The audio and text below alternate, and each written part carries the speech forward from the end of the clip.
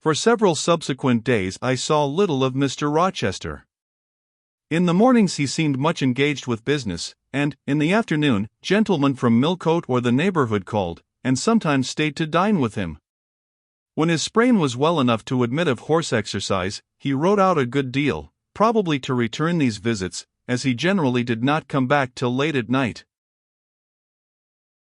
During this interval, even Adele was seldom sent for to his presence, and all my acquaintance with him was confined to an occasional rencontre in the hall, on the stairs, or in the gallery, when he would sometimes pass me haughtily and coldly, just acknowledging my presence by a distant nod or a cool glance, and sometimes bow and smile with gentlemanlike affability. His changes of mood did not offend me, because I saw that I had nothing to do with their alternation. The ebb and flow depended on causes quite disconnected with me. One day he had company to dinner, and had sent for my portfolio, in order, doubtless, to exhibit its contents. The gentleman went away early, to attend a public meeting at Millcote, as Mrs. Fairfax informed me, but the night being wet and inclement, Mr. Rochester did not accompany them. Soon after they were gone he rang the bell. A message came that I and Adele were to go downstairs. I brushed Adele's hair and made her neat, and having ascertained that I was myself in my usual Quaker trim, where there was nothing to retouch, all being too close and plain, braided locks included, to admit of disarrangement, we descended, Adele wondering whether the petit coffer was at length come, for, owing to some mistake, its arrival had hitherto been delayed. She was gratified. There it stood, a little carton, on the table when we entered the dining room. She appeared to know it by instinct. "Ma boit! Ma boit!" exclaimed she, running towards it. "Yes, there is your boit at last. Take it into a corner, you genuine daughter of Paris, and amuse yourself with disemboweling it," said the deep and rather sarcastic voice of Mr. Rochester, proceeding from the depths of an immense easy-chair at the fireside. "And mind," he continued, "don't bother me with any details of the anatomical process, or any notice of the condition of the entrails. Let your operation be conducted in silence. Tiens toi tranquille, enfant, comprends-tu?" Adele seemed scarcely to need the warning. She had already retired to a sofa with her treasure, and was busy untying the cord which secured the lid. Having removed this impediment, and lifted certain silvery envelopes of tissue paper, she merely exclaimed, "Oh, ciel! Que c'est beau!" and then remained absorbed in ecstatic contemplation. "Is Miss Eyre there?" now demanded the master, half rising from his seat to look round to the door, near which I still stood. "Ah! Well, come forward, be seated here." He drew a chair near his own. "I am not fond of the prattle of children," he continued, "for, old bachelor as I am, I have no pleasant associations connected with their lisp. It would be intolerable to me to pass a whole evening tete-a-tete with a brat. Don't draw the chair farther off, Miss Eyre. Sit down exactly where I placed it, if you please, that is. Confound these civilities. I continually forget them. Nor do I particularly affect simple-minded old ladies. By the by, I must have mine in mind. It won't do to neglect her. She is a Fairfax, or wed to one, and blood is said to be thicker than water." He rang, and dispatched an invitation to Mrs. Fairfax, who soon arrived, knitting-basket in hand. "Good evening, madam. I sent to you for a charitable purpose. I have forbidden Adele to talk to me about her presence, and she is bursting with repletion. Have the goodness to serve her as auditress and interlocutress. It will be one of the most benevolent acts you ever performed." Adele, indeed, no sooner saw Mrs. Fairfax than she summoned her to her sofa, and there quickly filled her lap with the porcelain, the ivory, the waxen contents of her boit, pouring out, meantime, explanations and raptures in such broken English as she was mistress of. "Now I have performed the part of a good host," pursued Mr. Rochester, "put my guests into the way of amusing each other, I ought to be at liberty to attend to my own pleasure. Miss Eyre, draw your chair still a little farther forward. You are yet too far back. I cannot see you without disturbing my position in this comfortable chair, which I have no mind to do." I did as I was bid, though I would much rather have remained somewhat in the shade, but Mr. Rochester had such a direct way of giving orders, it seemed a matter of course to obey him promptly. We were, as I have said, in the dining room. The lustre, which had been lit for dinner, filled the room with a festal breadth of light. The large fire was all red and clear, the purple curtains hung rich and ample before the lofty window and loftier arch. Everything was still, save the subdued chat of Adele. She dared not speak loud, and, filling up each pause, the beating of winter rain against the panes. Mr. Rochester, as he sat in his damask-covered chair, looked different to what I had seen him look before, not quite so stern, much less gloomy. There was a smile on his lips, and his eyes sparkled, whether with wine or not, I am not sure, but I think it very probable. He was, in short, in his after-dinner mood, more expanded and genial, and also more self-indulgent than the frigid and rigid temper of the morning. Still he looked preciously grim, cushioning his massive head against the swelling back of his chair, and receiving the light of the fire on his granite-hewn features, and in his great, dark eyes, for he had great, dark eyes, and very fine eyes, too, not without a certain change in their depths sometimes, which, if it was not softness, reminded you, at least, of that feeling. He had been looking 2 minutes at the fire, and I had been looking the same length of time at him, when, turning suddenly, he caught my gaze fastened on his physiognomy. "You examine me, Miss Eyre," said he. "Do you think me handsome?" I should, if I had deliberated, have replied to this question by something conventionally vague and polite, but the answer somehow slipped from my tongue before I was aware. "No, sir." "Ah! By my word! There is something singular about you," said he. "You have the air of a little non-net, quaint, quiet, grave, and simple, as you sit with your hands before you, and your eyes generally bent on the carpet, except, by the by, when they are directed piercingly to my face, as just now, for instance, and when one asks you a question, or makes a remark to which you are obliged to reply, you rap out a round rejoinder, which, if not blunt, is at least brusque. What do you mean by it?" "Sir, I was too plain. I beg your pardon. I ought to have replied that it was not easy to give an impromptu answer to a question about appearances, that tastes mostly differ, and that beauty is of little consequence, or something of that sort." "You ought to have replied no such thing. Beauty of little consequence, indeed." And so, under pretense of softening the previous outrage, of stroking and soothing me into placidity, you stick a sly penknife under my ear. "Go on, what fault do you find with me, pray? I suppose I have all my limbs and all my features like any other man?" "Mr. Rochester, allow me to disown my first answer. I intended no pointed repartee, it was only a blunder."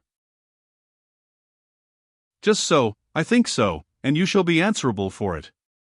Criticize me. Does my forehead not please you?" He lifted up the sable waves of hair which lay horizontally over his brow, and showed a solid enough mass of intellectual organs, but an abrupt deficiency where the suave sign of benevolence should have risen. "Now, ma'am, am I a fool?" "Far from it, sir. You would, perhaps, think me rude if I inquired in return whether you are a philanthropist?" There again!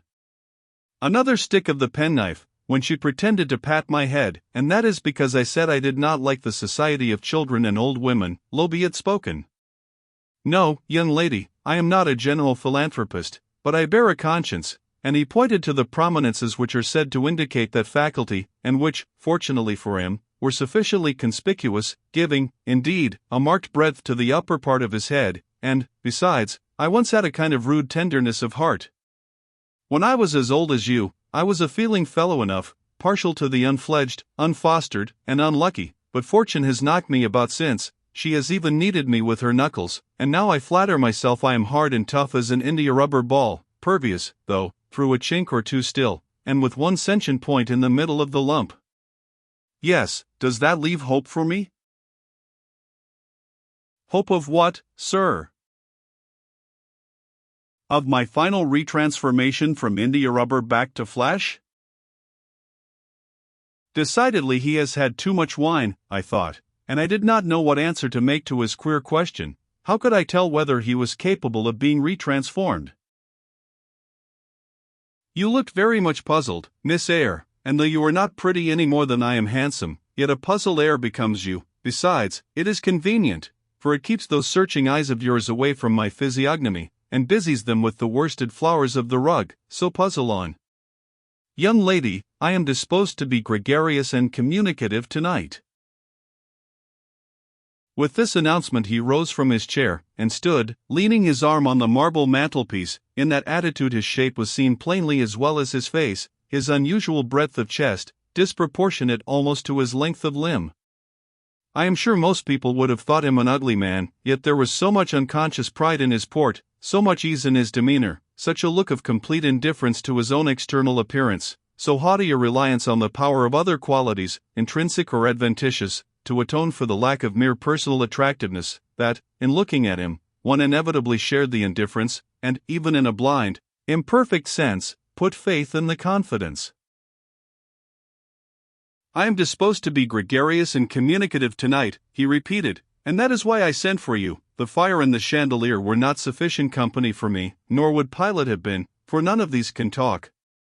Adele is a degree better, but still far below the mark. Mrs. Fairfax ditto. You, I am persuaded, can suit me if you will. You puzzled me the first evening I invited you down here. I have almost forgotten you since, other ideas have driven yours from my head, but tonight I am resolved to be at ease, to dismiss what importunes, and recall what pleases. It would please me now to draw you out, to learn more of you, therefore speak.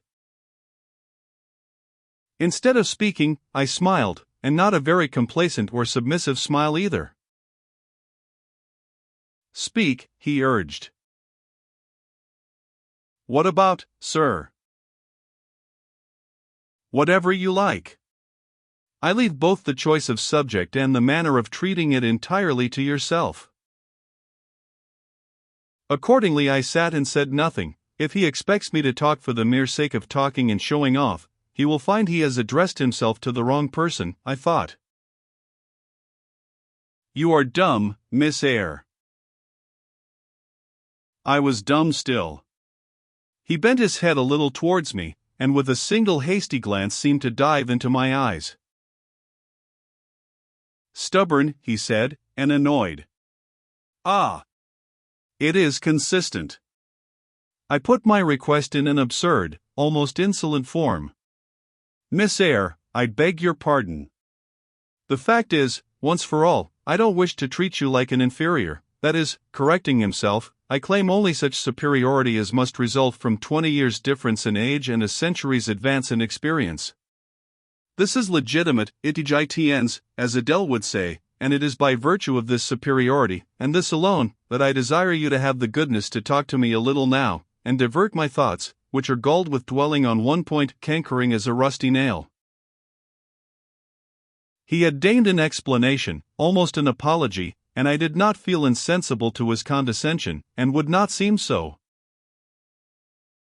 I am willing to amuse you, if I can, sir, quite willing, but I cannot introduce a topic, because how do I know what will interest you?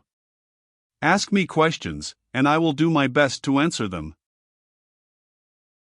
Then, in the first place, do you agree with me that I have a right to be a little masterful, abrupt, perhaps exacting, sometimes, on the grounds I stated, namely, that I am old enough to be your father, and that I have battled through a varied experience with many men of many nations, and roamed over half the globe, while you have lived quietly with one set of people in one house?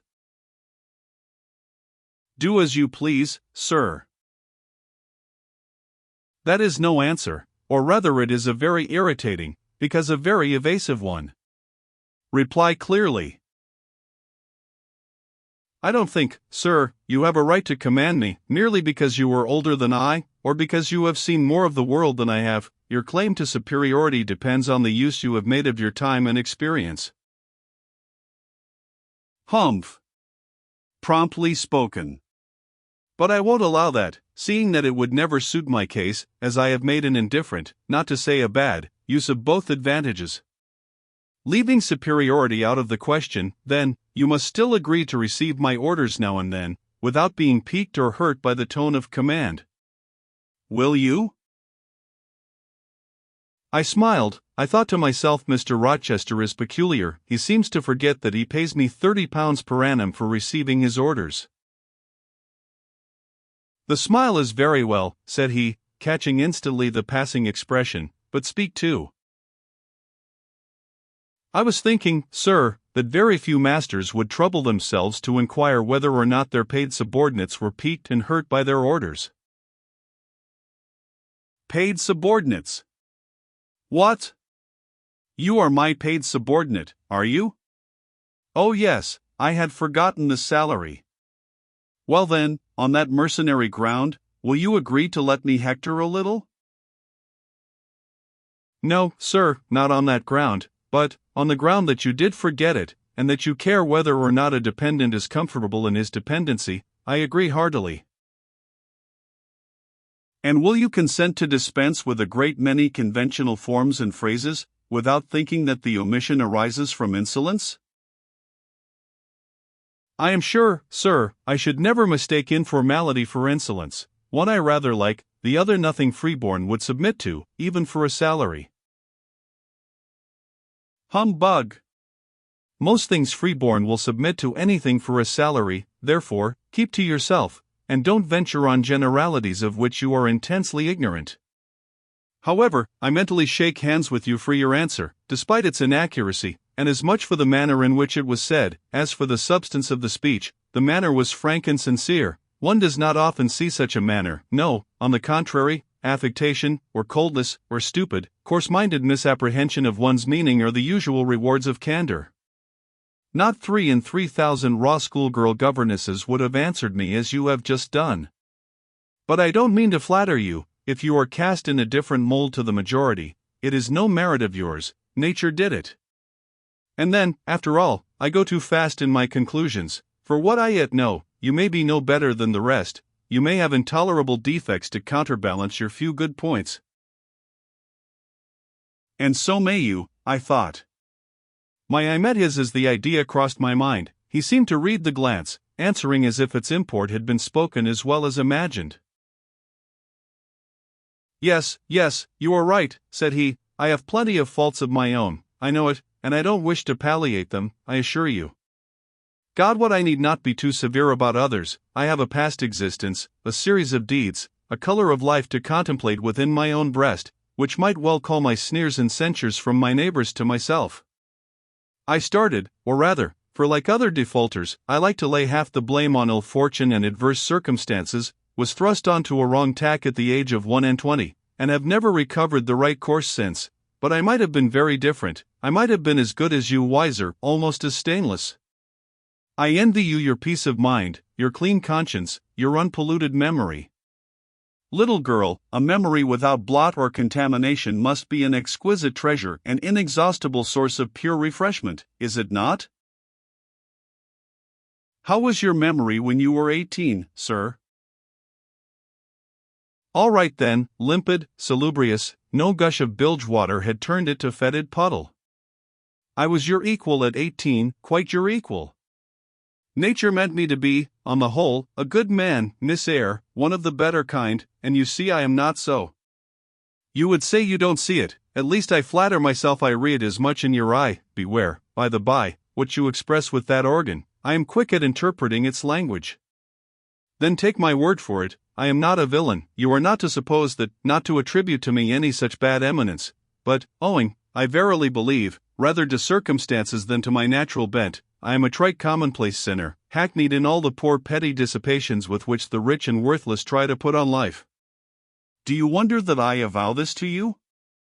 No, that in the course of your future life you will often find yourself elected the involuntary confidant of your acquaintances' secrets. People will instinctively find out, as I have done, that it is not your forte to tell of yourself, but to listen while others talk of themselves. They will feel, too, that you listen with no malevolent scorn of their indiscretion, but with a kind of innate sympathy, not the less comforting and encouraging because it is very unobtrusive in its manifestations. How do you know? How can you guess all this, sir? I know it well, therefore I proceed almost as freely as if I were writing my thoughts in a diary. You would say, I should have been superior to circumstances, so I should, but you see I was not. When fate wronged me, I had not the wisdom to remain cool. I turned desperate, then I degenerated. Now, when any vicious simpleton excites my disgust by his paltry ribaldry, I cannot flatter myself that I am better than he. I am forced to confess that he and I are on a level. I wish I had stood firm, God knows I do. Dread remorse when you are tempted to err, Miss Eyre. Remorse is the poison of life. Repentance is said to be its cure, sir. It is not its cure. Reformation may be its cure, and I could reform. I have strength yet for that but where is the use of thinking of it, hampered, burdened, cursed as I am? Besides, since happiness is irrevocably denied me, I have a right to get pleasure out of life, and I will get it, cost what it may. Then you will degenerate still more, sir. Possibly, yet why should I, if I can get sweet, fresh pleasure? And I may get it as sweet and fresh as the wild honey the bee gathers on the moor. It will sting, it will taste bitter, sir. How do you know? You never tried it. How very serious, how very solemn you look, and you are as ignorant of the matter as this cameo head, taking one from the mantelpiece.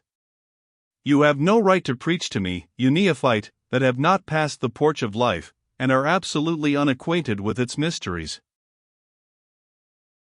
I only remind you of your own words, sir. You said error brought remorse, and you pronounced remorse the poison of existence. And who talks of error now? I scarcely think the notion that flittered across my brain was an error. I believe it was an inspiration rather than a temptation. It was very genial, very soothing, I know that. Here it comes again. It is no devil, I assure you, or if it be, it has put on the robes of an angel of light.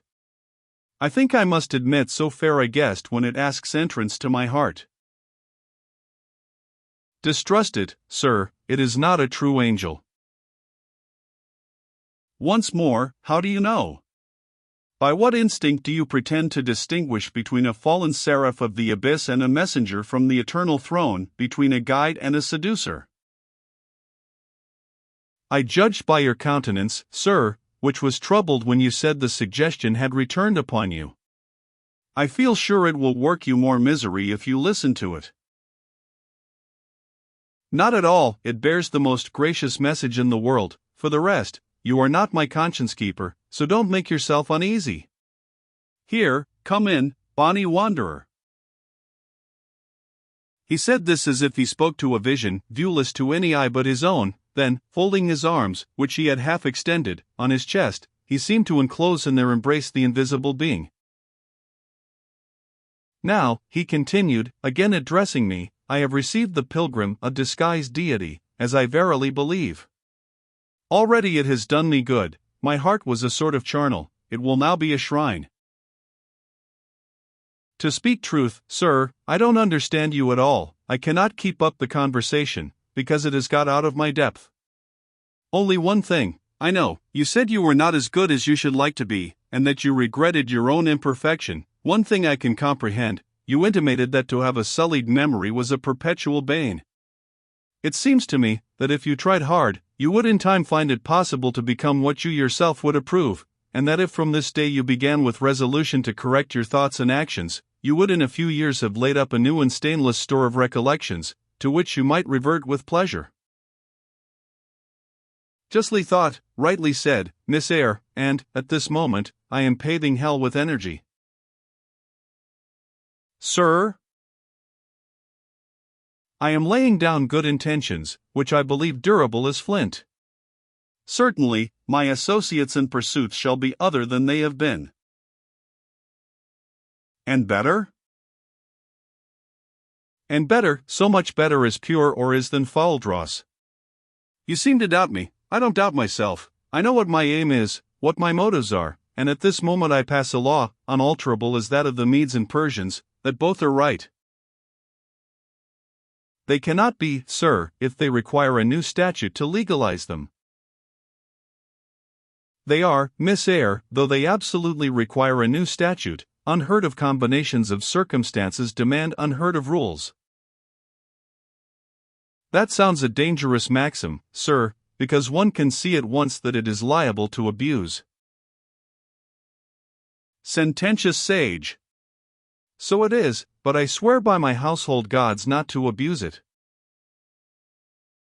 You are human and fallible. I am, so are you, what then? The human infallible should not arrogate a power with which the divine and perfect alone can be safely entrusted. What power? That is saying of any strange, unsanctioned line of action, let it be right. Let it be right, the very words, you have pronounced them. May it be right then, I said, as I rose, deeming it useless to continue a discourse which was all darkness to me, and, besides, sensible that the character of my interlocutor was beyond my penetration, at least, beyond its present reach, and feeling the uncertainty, the vague sense of insecurity, which accompanies a conviction of ignorance. Where are you going? To put Adele to bed. It is past her bedtime. You are afraid of me, because I talk like a SPHYNX. Your language is enigmatical, sir, but though I am bewildered, I am certainly not afraid. You are afraid, your self-love dreads a blunder. In that sense I do feel apprehensive, I have no wish to talk nonsense. If you did, it would be in such a grave, quiet manner, I should mistake it for sense. Do you never laugh, Miss Eyre? Don't trouble yourself to answer, I see you laugh rarely, but you can laugh very merrily. Believe me, you are not naturally austere, any more than I am naturally vicious. The Lowood constraint still clings to you somewhat, controlling your features, muffling your voice, and restricting your limbs, and you fear in the presence of a man and a brother, or father, or master, or what you will, to smile too gaily, speak too freely, or move too quickly. But, in time, I think you will learn to be natural with me, as I find it impossible to be conventional with you, and then your looks and movements will have more vivacity and variety than they dare offer now.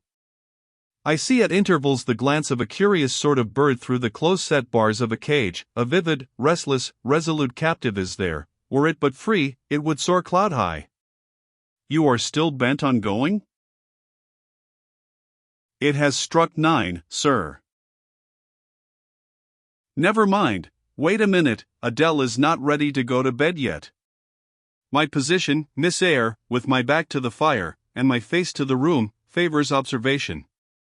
While talking to you, I have also occasionally watched Adele. I have my own reasons for thinking her a curious study, reasons that I may, nay, that I shall, impart to you some day.